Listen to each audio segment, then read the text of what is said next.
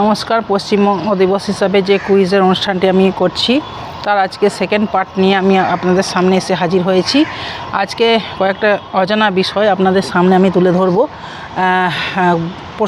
প্রশ্ন এবং তার উত্তর দেব। এক নম্বর হলো হাওড়া ব্রিজের এক অবিশ্বাস্য রহস্য।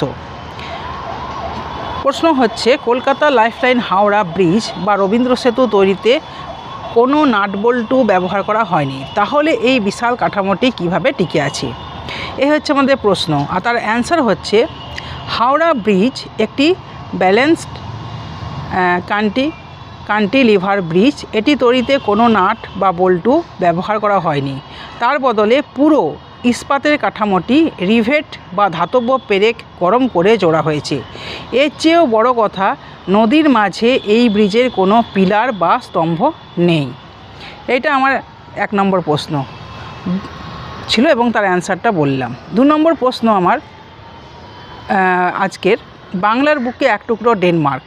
প্রশ্ন হচ্ছে, পশ্চিমবঙ্গের কোন শহরটি একসময় ব্রিটিশদের নয় বরং ডেনিশদের বা ডেনমার্কদের উপনিবেশ ছিল, তার নাম কি? ফ্রেডেরিক্স নাগর। এর উত্তর হচ্ছে হুগলি জেলা শ্রীরামপুর।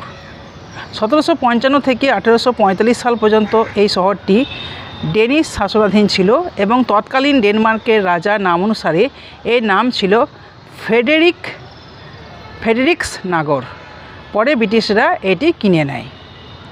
3 নম্বর আমার প্রশ্ন, Guinness book of world records অনুযায়ী বিশ্বের সবচেয়ে চওড়া ও বৃহত্তম গাছটি পশ্চিমবঙ্গের কোথায় অবস্থিত?